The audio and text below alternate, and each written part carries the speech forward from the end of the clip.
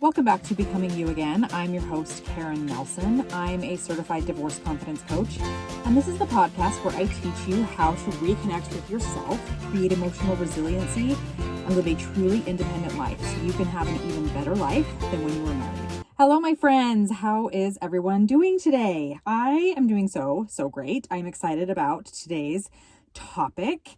So the other day, I was thinking back to a time after my divorce. I think it was probably my first weekend-ish where I was without my kids. Now, for those of you that don't know, my divorce story is a little bit different than most. My ex and I lived in the same house all through our separation, which was about a year, and then for another 6 months or so after the divorce was final. He lived in the basement, and he and I and our 2 kids, we all lived in the same house. But he eventually did move out to an apartment about 5 minutes from our house. And once he did that, that's when we kind of started our custody agreement where he would have them 2 nights a week and then every other weekend and vice versa. And so this was, I'm pretty sure it was the first weekend, but it was one of the first anyway, where my kids were at their new place with their dad. And at the time, my boyfriend and I had actually decided to kind of take a little break. And so I was alone for the first time in a really, really long time. No kids, no partner, no ex-husband, nobody else at the house with me for like several days in a row. I think it was like a 5-day period because it was, the weekend where they were at their dad's and then the first 2 days of the week where they would be also at their dad's. So it was like a 5-day period of time, which was very unusual for me at that time to find myself all alone, and not just physically alone. But it was the first time that I really began to notice that I was feeling lonely after my divorce. And so I was thinking back to this weekend the other day, and I was thinking back to how that loneliness felt. And I knew that I needed to talk about this on the podcast because I know that so many of you are really challenged when it comes to loneliness.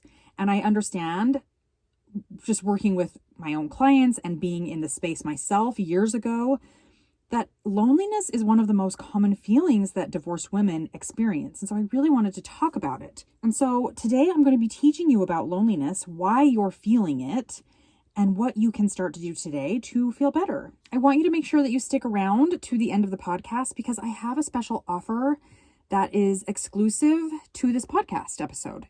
It goes right along with loneliness, and I want you to have access to it, so make sure you stick around to the end to hear about that. So when you're feeling lonely, why do you think you're lonely? What's making you feel that way? Most of the people that I coach and that I am in contact with think that they are lonely because the relationship is over. The marriage is over. They don't have a boyfriend anymore. Maybe their kids are gone. They've moved out, or they're just at their dad's for the weekend or whatever. But most people think that the loneliness is there because they are not surrounded by other people. They don't have anyone else to talk to, or there's not someone else in their presence, right? I'm about to blow your mind when it comes to what loneliness actually is, because none of that is true. Loneliness is a feeling, and it isn't created because of anything that's happening outside of you. Loneliness is created because of what you're thinking. Now, of course, there's a difference between being alone, right? The actual physical state of being alone, and loneliness. Loneliness is created when we think thoughts about how alone we are and how lonely we are and how we might not be with someone else in the future, right? And then our brain sends down chemicals into our bodies that create a sensation, and we label that as lonely. And so there is definitely a difference between being alone and feeling lonely. And sometimes we can feel both of those at the same time. We can have both of those happening at the same time. And other times we can still be surrounded by people and yet we still feel lonely. So I'm going to kind of break that down and explain more about that, because here's how we know this to be true, that loneliness is actually a feeling that we are creating by what we're thinking. Have you ever met or talked to someone who's in a relationship or a marriage, and the person who sees their partner often and they have kids and they interact with friends and family on the regular, and yet they talk about how lonely they feel, how they lay their head down at night and they just feel so empty and lonely inside, right? It's because they aren't lonely because of what's going on around them and who is next to them and if they have someone to talk to or if they're in a relationship or not. They're lonely because of what they're thinking. So if it's true that loneliness is caused because of what you're thinking, then I want you to recognize that this is literally the best news ever. Why? Because it puts you in control of whether or not you continue to feel lonely. And it doesn't mean that you have to change your custody agreement. And it doesn't mean that you have to have your kids more often. And it doesn't mean that you have to start dating and be in a new relationship even before you're ready, or even if you don't want to. And it doesn't mean that you have to go out and make new friends or be around your family more often. It doesn't mean any of that. Although all of those things are great if you decide that you want those in your life, but you don't have to do those things in order to stop feeling lonely. So what do you have to do instead? Well, the first thing that you need to work on is you need to accept where you're at right now. Accept that you're having thoughts that are making you feel lonely. Like, accept responsibility for that. And tell yourself that it's okay that you're where you're at. And by okay, I don't mean it's fine, I'm fine, and I'm just going to pretend like everything's fine and nothing's the matter with me. Like, I'm not lonely, I'm just going to pretend. That's not what I mean by it's okay. What I mean by it's okay is it's okay to feel lonely. You don't have to feel shame because you're feeling lonely, and you don't have to judge yourself because you're feeling lonely.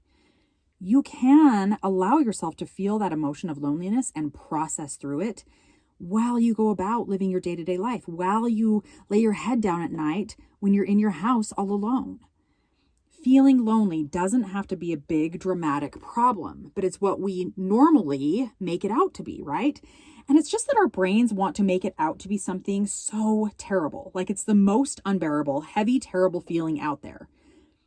But that's just our brain creating drama out of nothing. Our brain is really good at creating drama. It really is doing it to try and protect us. But again, loneliness is a feeling, and feelings are just sensations in our body. And the more we can recognize that and understand that and really step into the knowledge that feelings are just sensations and our bodies know exactly what to do with them when we allow our bodies to process through them, that really nothing has gone wrong when we're feeling them. So when we have thoughts, our brain releases chemicals into our bloodstream, and those chemicals move throughout our body and they create the sensation that we label as a feeling. And there are certain sensations that we would feel and we would call it lonely.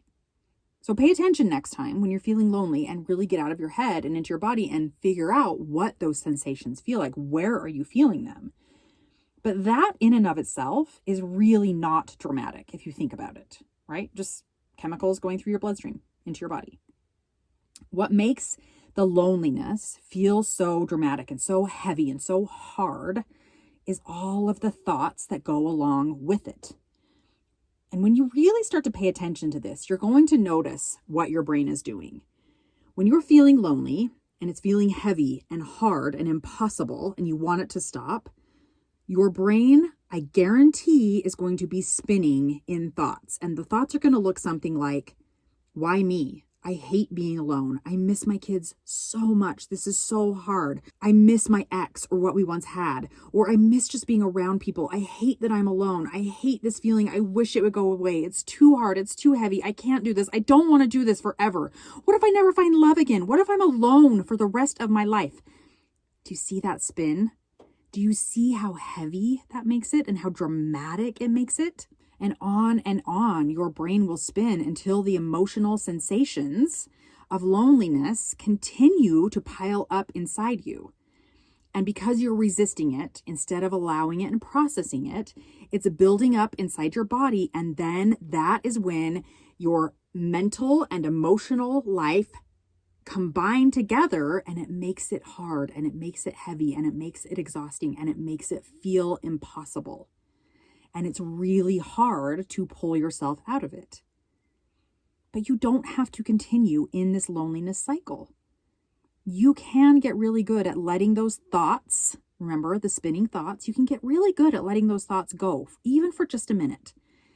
And feel what loneliness is inside your body. Figure out what those sensations are.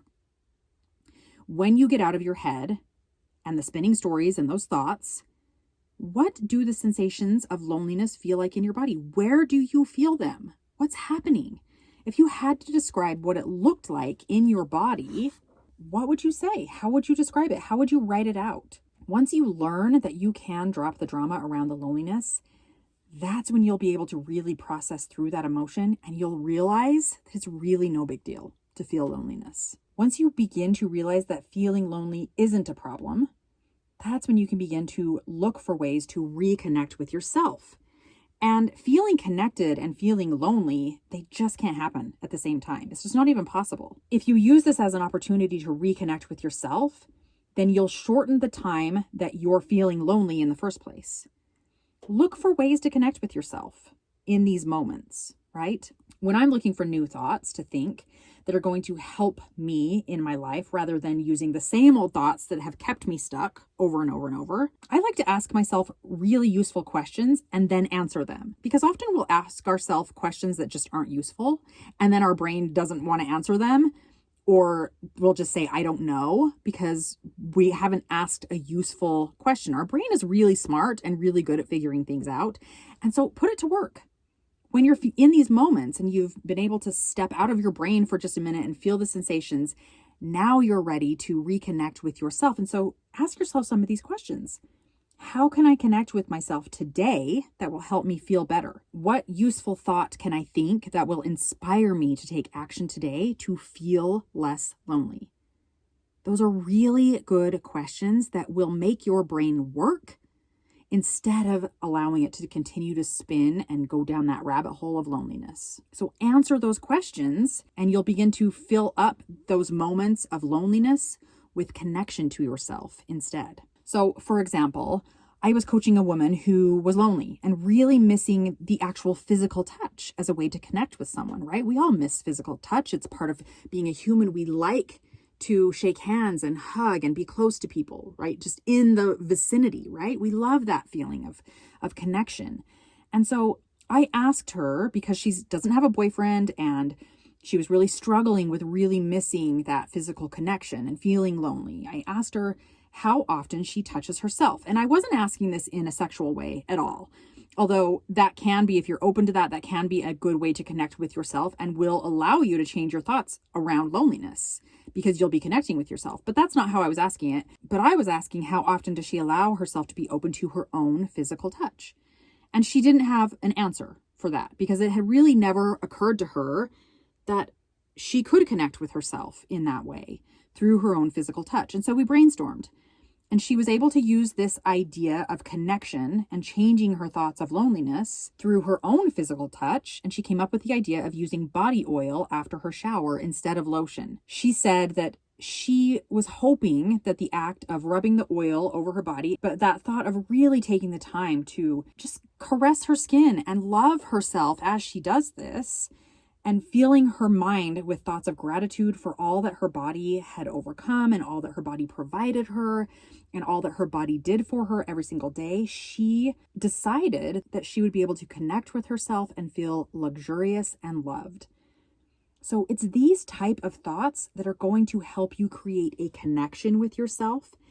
And you're going to be able to fill in those times when loneliness is trying to take over, because instead of feeling lonely, you are going to feel connected. Because this problem of loneliness is so prevalent among divorced women, and they don't realize that there truly is so much they can do to really take back their power and create connection with themselves and overcome this feeling of loneliness in those moments when it feels so overpowering, I created a free loneliness guide. It is a mindset guide that is going to take you through and navigate through the loneliness that you're having during and after your divorce. In this guide, you're going to discover tools and techniques that are going to help you understand, number one, why you're feeling lonely. Number two, why what you've tried hasn't worked, why it's not working, why it's not going to work. And number three, how you can begin to feel less lonely and more connected to yourself and your current life right now. So like I said, this guide is free to anyone who wants it. All you need to do is click the link in the description of this podcast to get access to the free loneliness guide. All right, that's it for today, and I will talk to you next week. If you like what you heard on today's podcast and you want to know more about working one-on-one with me, you can go to www.karennelsoncoaching.com and schedule your free consult to find out more. That's www.karinelson.coaching.com. Thanks for listening. If this podcast episode agreed with you in any way, please take a minute to follow, rate, and leave a comment. And for more details, make sure to check out the show notes by clicking the link in the description.